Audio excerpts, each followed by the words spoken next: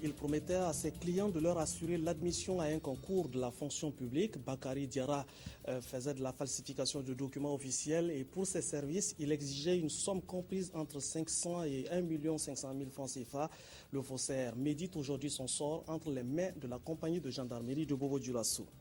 Les États-Unis vont financer un plan dénommé Power Africa qui va permettre d'accroître l'offre d'électricité dans 5 pays africains. L'électricité qui reste un véritable défi de développement pour des pays comme le Burkina Faso. Commentaire dans ce journal de Évariste Yemboado Kombari. Et puis en Égypte, la place Tahrir gronde. Les manifestants accusent le président Morsi d'avoir trahi les idéaux de la révolution qui a renversé le président Hosni Moubarak. Dans la foulée, 6 ministres ont démissionné pendant que l'armée lance un ultimatum aux deux parties pour s'entendre au risque qu'elle impose à tous sa feuille de route. Madame, Messieurs, bienvenue au journal sur la RTB. Tout d'abord, la gestion des conflits relatifs à l'exploitation des ressources naturelles fait l'objet d'une réflexion nationale. Les acteurs réunis ce matin vont tirer tous les enseignements et conclusions des ateliers régionaux qui se sont déroulés entre septembre 2012 et avril 2013. Les concertations actuelles vont élaborer un document de politique assorti d'un plan d'action pour minimiser les conflits qui opposent très souvent agriculteurs et éleveurs dans le partage des ressources. Reportage Maimouna Traoré. Entre 2005 et 2012, les conflits liés à l'exploitation des ressources naturelles ont coûté la vie à une soixantaine de personnes. On a dénombré environ 400 blessés, des destructions de biens, des pillages, des vols, des déplacements massifs de population. Cette lutte d'intérêt aux causes multiples et aux conséquences graves met en mal la stabilité et la cohésion sociale. Les ateliers régionaux initiés par le ministère des Ressources animales et halieutiques ont permis aux participants des 13 régions d'échanger sur les causes, les conséquences, les méthodes de prévention et de gestion des conflits liés à l'exploitation des ressources naturelles. Les chefs coutumiers et les responsables religieux ont été fortement sollicités. Sa Majesté appelle à la sagesse et à la compréhension des acteurs d'élevage et d'agriculture à bien se comprendre pour que chacun puisse tirer profit de son activité. Et Sa Majesté dit que de tout temps, elle sera disponible. À cet atelier bilan, il est question pour ces participants des 13 régions d'examiner les conclusions issues des ateliers régionaux et de proposer un dispositif à mettre en place pour prendre en charge les conflits. Il est surtout attendu d'eux un document bilan assorti d'actions et de recommandations à soumettre au gouvernement. Nous avons souhaité que ce soit que l'on nous apporte les recommandations plus pertinentes et les plus innovantes également. Et le gouvernement s'engage en tout cas à les examiner et à voir comment les mettre rapidement en œuvre. Déjà, le ministère des Droits humains et de la Promotion civique a inscrit dans son programme d'activité 2013 la mise en place d'un cadre de concertation sur les conflits et la réalisation d'une étude afin de dégager une stratégie nationale avec les rôles et les responsabilités des différents acteurs. Le bâtonnier Mamadou Traoré pose au président de l'Assemblée nationale les problèmes de la profession d'avocat et du droit du justiciable en matière de défense. Les deux hommes se sont entretenus sur ces sujets cruciaux hier et le Conseil de l'ordre des avocats attend un soutien et un accompagnement du législateur pour corriger les difficultés qui s'opposent à la profession d'avocat. Reportage Anatole Nakoulma et Sylvain Vibamba. C'était d'abord une visite de courtoisie à Monsieur le Président de l'Assemblée nationale. D'abord pour le féliciter et aussi présenter le nouveau Conseil de l'ordre. Notre installation a été faite à la lisière de l'ancienne législature et de la nouvelle législature. Nous avons pris fonction au mois d'octobre et les élections ont eu lieu en décembre. Et après, l'Assemblée était dans ses travaux. Nous avons donc profité de ce moment pour rencontrer le président de l'Assemblée nationale, le féliciter et profiter et aborder avec lui un certain nombre de préoccupations de l'ordre des avocats. Le bâtonnier Mamadou Traoré qui s'exprimait au micro de Anatole Nakoulma et de Sylvain Vebamba. Des propositions et des recommandations pour moderniser l'agriculture et l'élevage, principale source de revenus du monde rural. Ces conclusions émanent du Conseil économique et social qui vient de boucler sa première session ordinaire de l'année. Au cours de la session, les 90 conseillers ont examiné la problématique du financement de ces deux secteurs productifs. Les conclusions avec Nyarkiteda. C'est une session qui s'est tenue sur fond de recherche des solutions pour la mécanisation des secteurs de l'agriculture et de l'élevage. Ce sont deux secteurs productifs aux défis nombreux et tous différents les uns des autres. Et à cette session, la première de l'année, les conseillers ont planché sur la problématique du financement du secteur agropastoral. Le secteur rural constitue la base de notre économie et nous avons constaté que c'est un secteur qui manque de financement et qui a besoin d'un soutien plus accru des acteurs du financement. Pour y arriver, les conseillers ont passé en revue les actions en cours, identifié les insuffisances, déterminer les priorités et réfléchir aux moyens d'articuler toutes les actions autour d'axes d'intervention clés pour un financement conséquent des secteurs de l'agriculture et de l'élevage, reposant essentiellement sur 6 points. Premièrement, le renforcement du financement à hauteur de 15 à 20% du budget national. Deuxièmement, la défiscalisation de l'équipement agricole, condition sine qua non pour accélérer la mécanisation. Troisièmement, la promotion de la bancarisation, du warrantage et de l'assurance récolte et bétail en milieu rural. Quatrièmement, la mise en place de lignes de crédit pour la bonification des taux d'intérêt bancaires. Cinquièmement, la mise en place des mécanismes ou de politiques favorisant la concurrence bancaire. Enfin, sixièmement, l'organisation par filière et la professionnalisation des acteurs. Le renforcement des capacités des acteurs est également en ligne de mire des recommandations issues de la première session de l'année 2013 du CES. Une session qui a permis de définir les stratégies pour une modernisation du secteur agro-pastoral. Le PRD Tour est une politique commune au sein de l'UEMOA qui vise le développement du tourisme.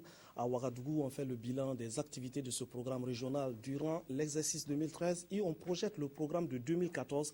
Oswald Gaëtan Sawadogo a suivi pour vous les travaux du Comité national de coordination du programme et voici le rapport qu'il vous propose avec la complicité de Nyarkiteda. Dans sa volonté de faire du tourisme un secteur de développement, l'Union économique et monétaire ouest-africaine, UEMOA, a adopté en février 2010 une politique communale dénommée Programme régional de développement du tourisme PRD Tour. Les comités nationaux ont en charge le suivi et la coordination de ces programmes au niveau des États. À Ouagadougou, le comité national s'est réuni pour faire l'état de la mise en œuvre des activités de 2013 et élaborer le programme de 2014.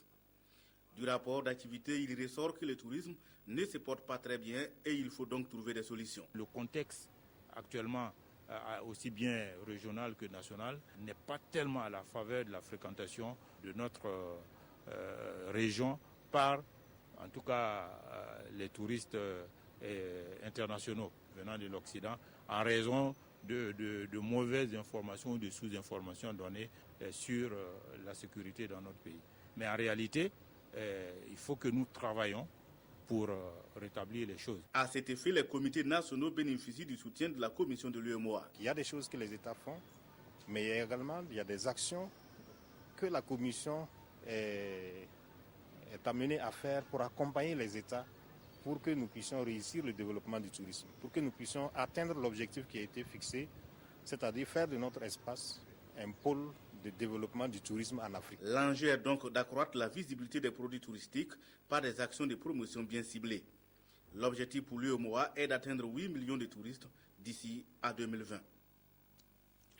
Maintenir un cadre de dialogue permanent afin de prévenir certains conflits sociaux, c'est la démarche qui conduit le gouvernement à Banfora. Une délégation de ministres a rencontré les chefs coutumiers et religieux de Banfora. Il s'agissait pour le gouvernement de renforcer le dialogue initié par le gouvernement après la crise de 2011. Momoni Baro. Durant la crise de 2011, les autorités coutumières et religieuses ont joué un rôle capital dans le retour de la paix au Burkina Faso. Pour cela, désormais, leur concours est constamment sollicité pour apporter leur pierre à l'édification de la nation. La mission gouvernementale dit associer ces autorités dans la recherche des solutions pour le devenir du Burkina Faso et qu'il n'était plus question d'attendre les crises pour les consulter. Les hôtes du jour n'ont pas manqué de féliciter le gouvernement pour cette démarche qui va sans doute consolider la paix au sein des fils et filles du Burkina Faso.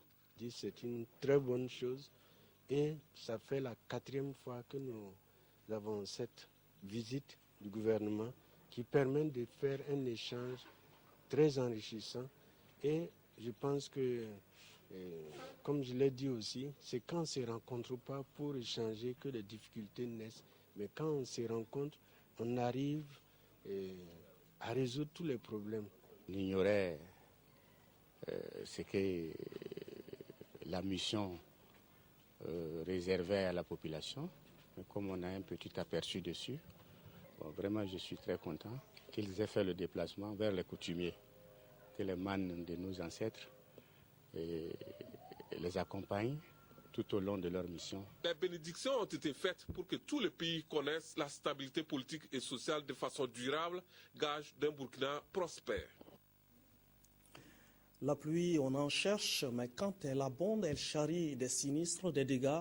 À Bobo-Dioulasso, nombreux sont les quartiers qui sont inaccessibles. Dans le quartier Sarfalaou, la situation est beaucoup plus critique. Un pont reliant les deux parties du secteur est fortement endommagé.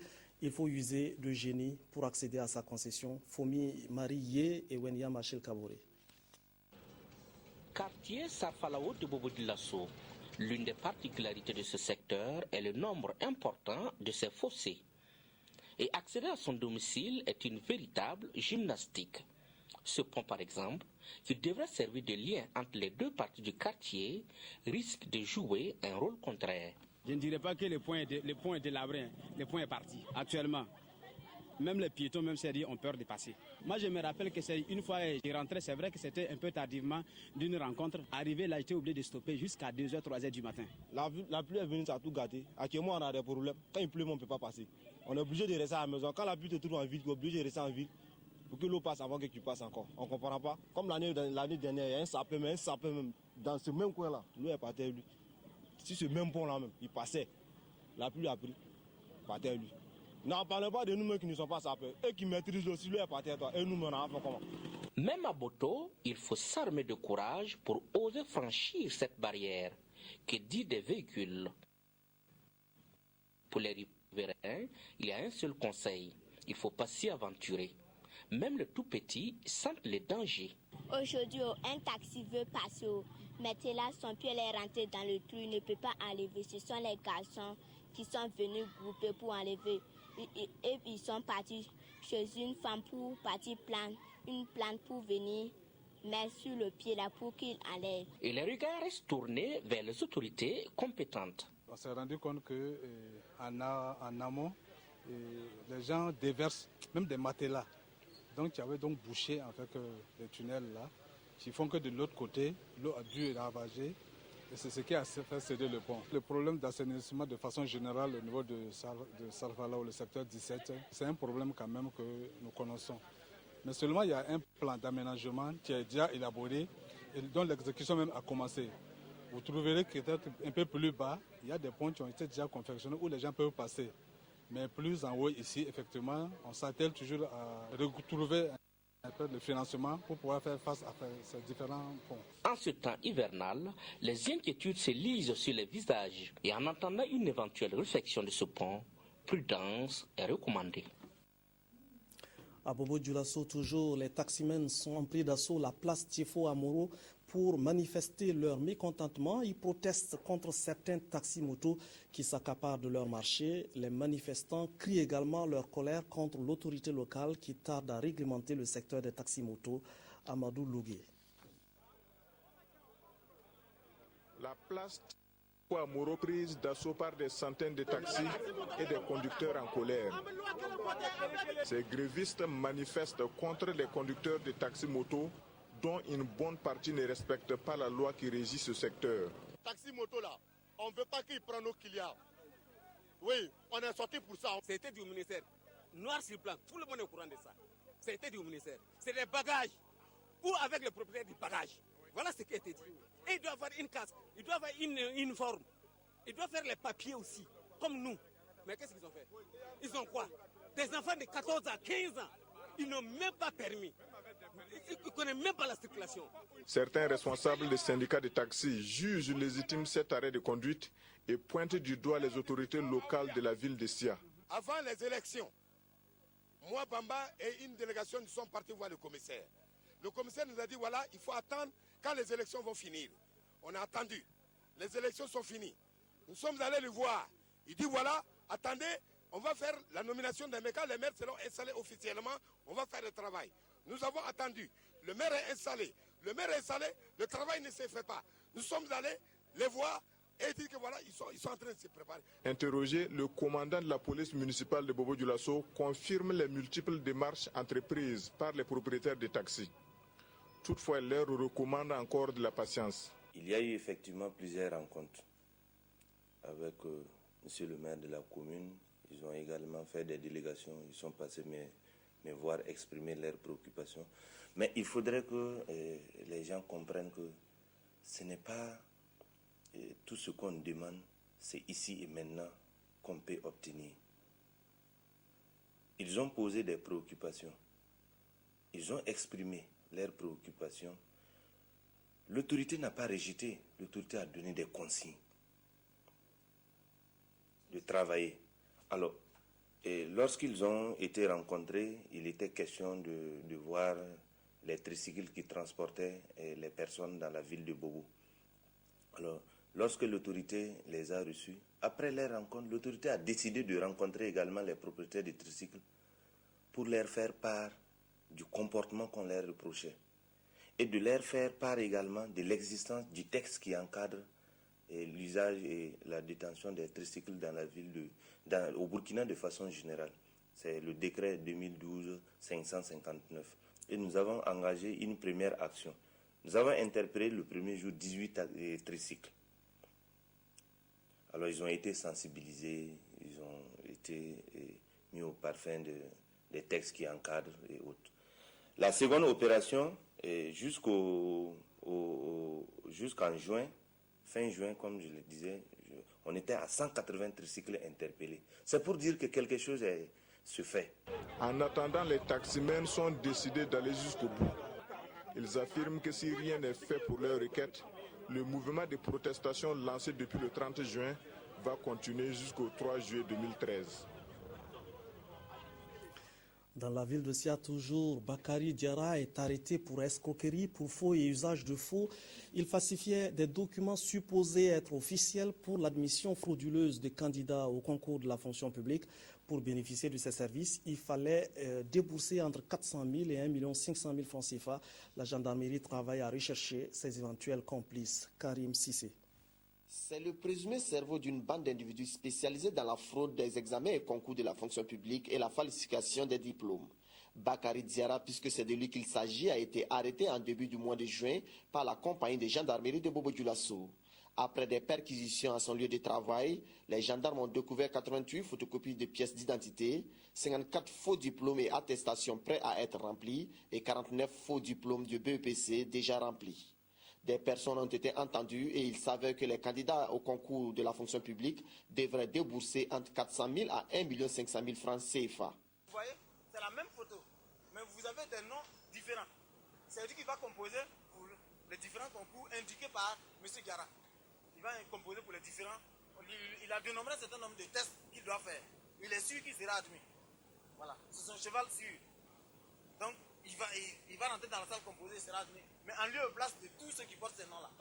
Voilà, c'est la même personne. Ces gens de fraude remettent en cause le principe de l'égalité des chances des candidats aux différents concours et examens. Et pour le directeur régional de la fonction publique des Hauts-Bassins, ce coup de filet de la gendarmerie est salutaire. Des gens qui accèdent à nos emplois par ce glissement, vous êtes sans savoir que ces personnes ne peuvent pas être à la hauteur. Voilà, donc du même coup, la productivité de l'administration même prend un coup. Au-delà des sanctions pénales encourues, tout candidat coupable de fraude ou de tentative de fraude, avant, pendant ou après le déroulement des épreuves écrites, orale ou sportive verra sa candidature sans préjudice donc des sanctions pénales suspendues de tout concours ou examen organisé par les services publics de l'État. Et la durée de cette suspension prononcée par arrêté du ministre chargé de la fonction publique est de 5 ans. Bakary Diarra n'est pas à son premier forfait. Il avait déjà été incarcéré en 2009 pour les mêmes faits. En tant que récidiviste, il risque une peine lourde selon la gendarmerie. Le président Barack Obama a conclu sa tournée africaine par le lancement d'un ambitieux plan dénommé Power Africa pour accroître l'accès en électricité de 5 pays. Le Burkina n'en fait pas partie, tout comme de nombreux autres pays africains. Et pourtant, au pays des hommes intègres, le renforcement du taux de la couverture en électricité reste un défi de développement. Le commentaire de Évariste Kombari. La tournée africaine du président américain Barack Obama apporte en partie une solution au déficit énergétique du continent africain. En plus d'avoir plaidé au Sénégal pour le respect des droits des homosexuels, le président des États-Unis a annoncé en Afrique du Sud la mise en route d'un plan baptisé Power Africa afin de doubler l'accès à l'électricité en Afrique subsaharienne. Il faut dire que plus des 2/3 de la population de l'Afrique au sud du Sahara vivent sans électricité et que 85% des habitants des zones rurales n'y ont pas accès. Power Africa va répondre à l'immense besoin énergétique du continent et aider les pays à développer des ressources récemment découvertes, construire des centrales et des lignes électriques. 7 milliards de dollars d'investissements privés seront mis au profit des premiers pays bénéficiaires que sont l'Éthiopie, le Ghana, le Kenya, le Libéria, le Nigeria et la Tanzanie, ce qui va occasionner l'apport supplémentaire de 10 000 MW et permettre de brancher 20 millions de foyers et d'entreprises. Pas besoin d'une boule de cristal pour deviner que le Burkina Faso aurait accepté volontiers de faire partie des pays bénéficiaires. Mais vous l'aurez constaté vous-même, aucun pays francophone ne figure pour l'instant sur la liste des heureux bénéficiaires. L'électricité pour tous au Burkina Faso n'est donc pas pour demain. En effet, au Burkina, l'électricité est une denrée rare. En 2009, le taux de couverture en électricité était de 25%, soit de 110% en milieu urbain et de 3% en zone rurale. À ce jour, 3 ménages burkinabés sur 4 ont accès à l'électricité. Les quelques foyers privilégiés sont victimes des coupures et des délestages intempestifs. Pour paraphraser un humoriste bien connu des Burkinabés, on dira donc que l'électricité au Burkina Faso, c'est comme les jeux de lumière. Ça s'allume, ça s'éteint. Malgré cette inconstance dans la fourniture de l'électricité, les factures, elles, continuent de tomber en fin de mois et toujours salées les unes que les autres pour le consommateur. Pour sauver la face, la Sonabel se lance très souvent dans des explications. Explications qui, à vrai dire, ne convainquent plus les Burkinabés. Des Burkinabés qui ne savent plus au finish à quel sein se vouer, ou plutôt, devrais-je dire, à quelle centrale électrique se brancher. Conséquence, les plus riches optent pour l'acquisition des groupes électrogènes ou pour le solaire. Côté gouvernement, on semble avoir, heureusement, entendu le cri de détresse et compris la souffrance des populations. En plus du projet d'électrification de 500 villages, le gouvernement burkinabé a signé au mois d'avril 2013 une convention avec l'Union européenne pour la construction d'une centrale solaire qui sera en principe fonctionnelle en fin 2014. Mieux vaut tard que jamais donc. Sinon, comment comprendre que dans un pays sahélien comme le nôtre, où le soleil est à profusion, on parle de délestage et de coupure d'électricité. L'engagement du gouvernement est de bonne guerre parce que sans énergie, pas de développement, pas d'émergence. Alors, vivement, l'électricité pour tous les Burkinabés et à moindre coût. L'électricité pour tous les Burkinabés, des alternatives se multiplient dans ce domaine, le solaire, le biodigesteur, les plateformes multifonctionnelles. Voilà, c'est la fin de cette édition. Merci de nous avoir suivis. Je vous retrouve à 20h pour un autre point de l'actualité.